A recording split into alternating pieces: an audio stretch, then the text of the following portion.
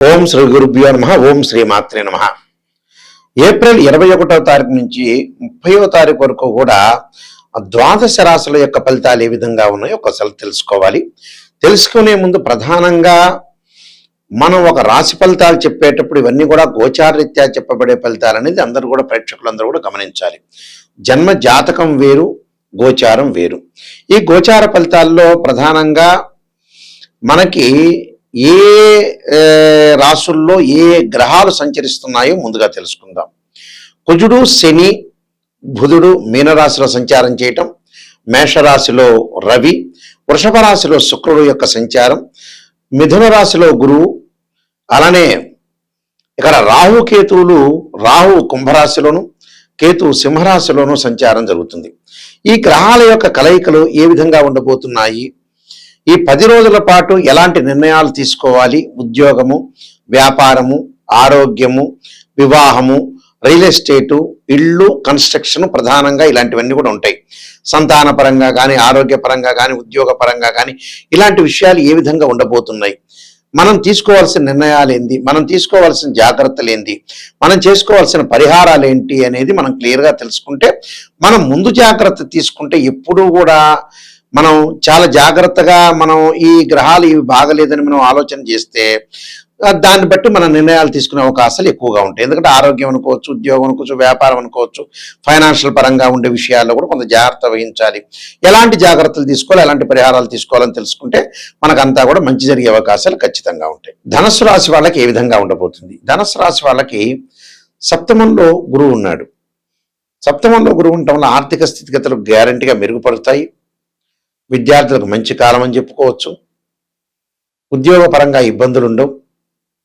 ఆర్థిక పరంగా సమస్యలు తగ్గిపోతాయి. లోన్లు వచ్చే అవకాశాలు ఎక్కువ ఉండటం, లోన్లు రావటం, ఫైనాన్షియల్ పరంగా ఉండే విషయాల్లో కూడా చాలా అద్భుతమైన రిజల్ట్స్ వచ్చే అవకాశాలు బాగా ఎక్కువ ఉంటాయి. అంటే ప్రతి దానిలో కూడా కొంత ముందుకు వెళ్ళే అవకాశాలు ఎక్కువగా ఉంటాయి. వివాహ శుభ కార్యక్రమాలు కూడా జరిగే అవకాశాలు ఎక్కువగా ఉంటాయి. అంటే గృహోపకరణ వస్తువులు అనుకూలంగా ఉండటం, అలానే లగ్జరీగా ఉండటం, వాహనాలు కొనుగోలు చేయటం జరిగే అవకాశాలు ఉంటాయి. అంటే సప్తమంలో గురువు మంచివాడు.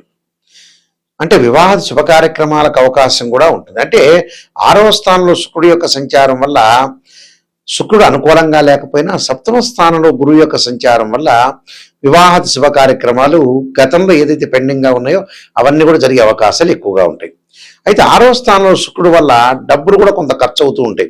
అంటే శుభ కార్యక్రమాలకి, ఇళ్ల నిర్మాణానికి, గృహ ఉపకరణ వస్తువులు, వాహనాలు కొనుగోలు చేసే అవకాశాలు ఉంటాయి. కాబట్టి కొంత డబ్బులు కూడా ఖర్చు అయ్యే అవకాశాలు ఉంటాయి. మంచి విషయాలకి ఇప్పుడు కూడా డబ్బులు ఖర్చు అయినా ఇబ్బంది పడాల్సిన పని ఏమీ లేదు.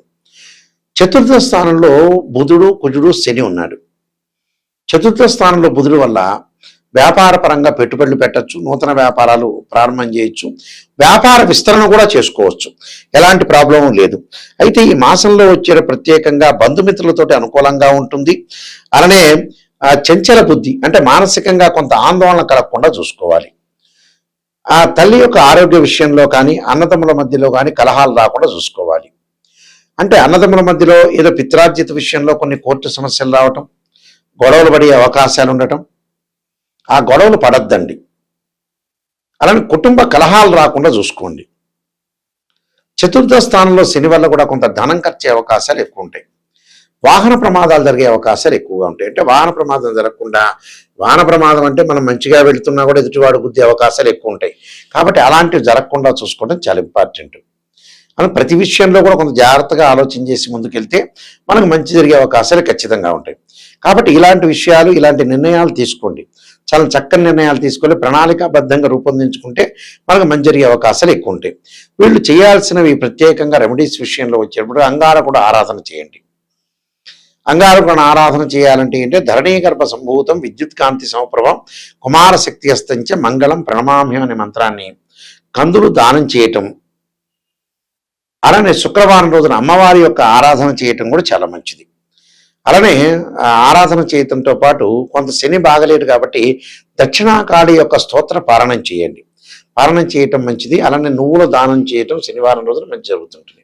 కాబట్టి కొన్ని బంధుమిత్రులతోటి కానీ, అలానే స్నేహితులతో కూడా కొంత జాగ్రత్త వివరించి ముందుకు వెళ్ళండి.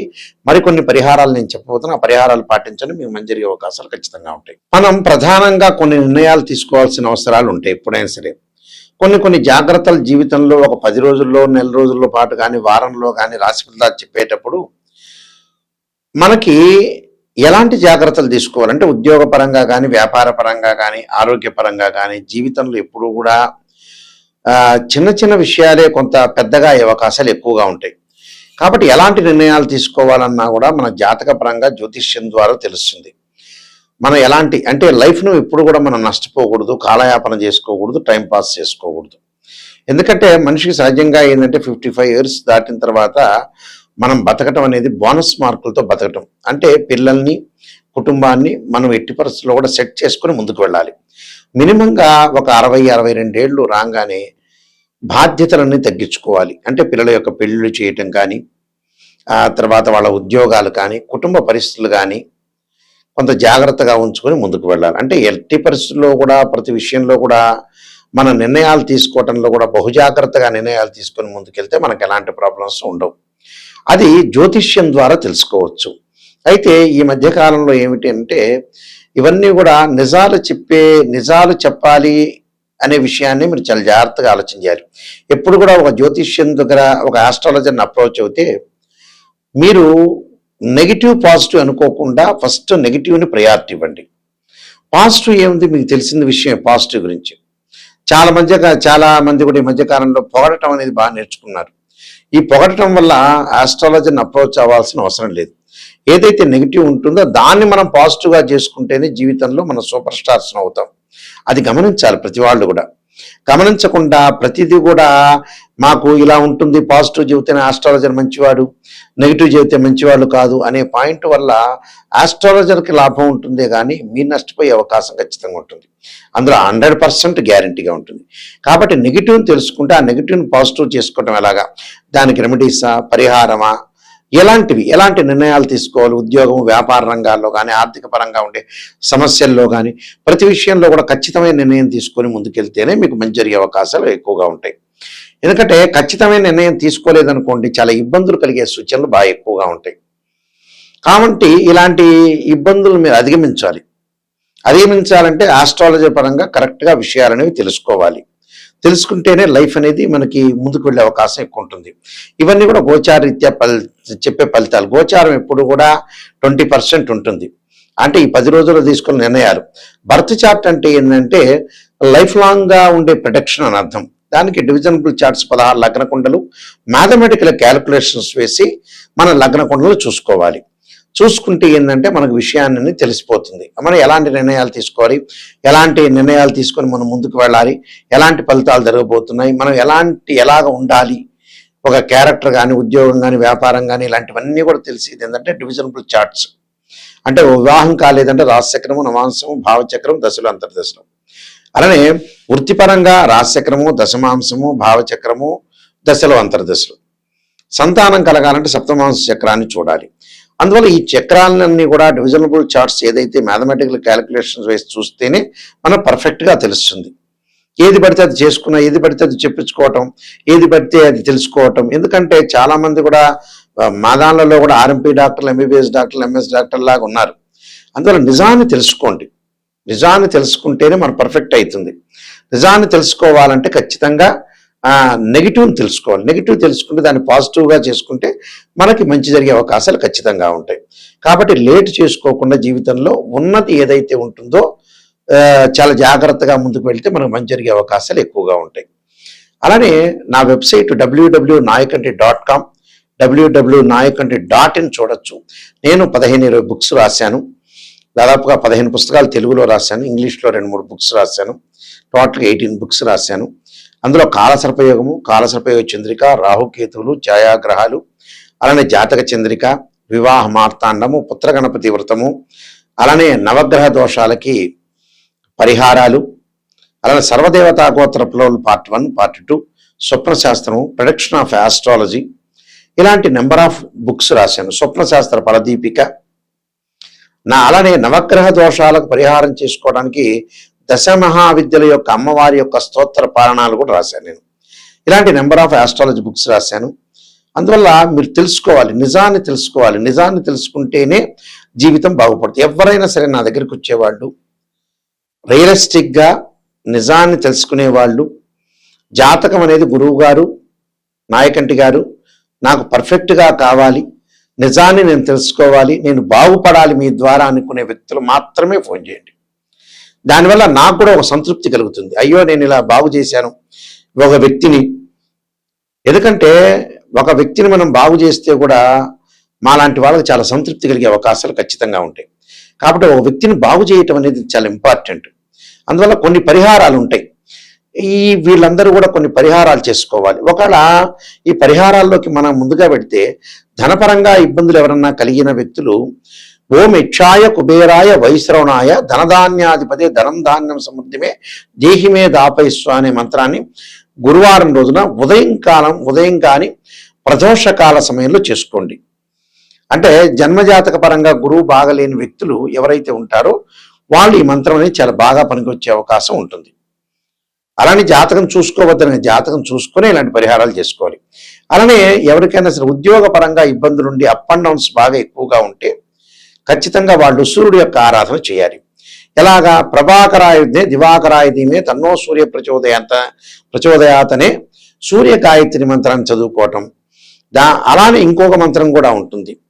ఆ మంత్రం కూడా ఆదిత్యాయుధే సహస్రమూర్తాయుధీమే తన్నో సూర్య ప్రచోదయాత్ అనే సూర్య గాయత్రి మంత్రాన్ని చదువుకోవడం చాలా మంచిది.